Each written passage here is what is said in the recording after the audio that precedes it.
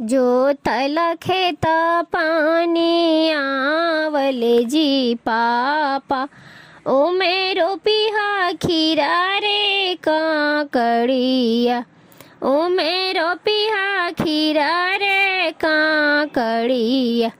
काकड़ी फरे लाला भद, काकड़ी के भतिया बेटी देखते सोहावने लागे।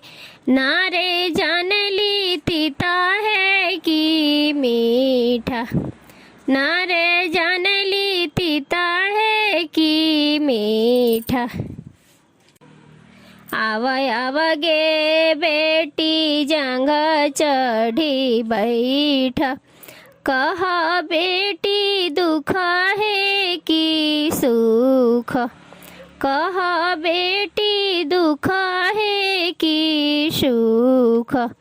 लाजिम के बतिया पापा कहलो न जा है, बरावा मिलले बाउड़ा, बरावा मिलले बाउड़ा।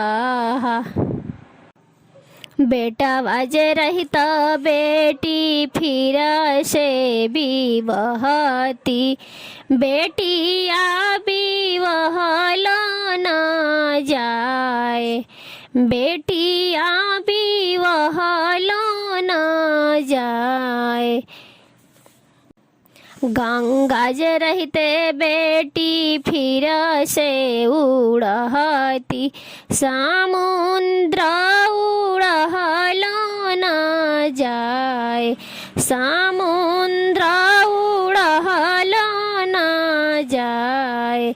जो तल खेत पानी आवले जी पापा, ओ मेरो पिहा खीरा रे काकड़िया, ओ मेरो पिहा खीरा रे काकड़िया।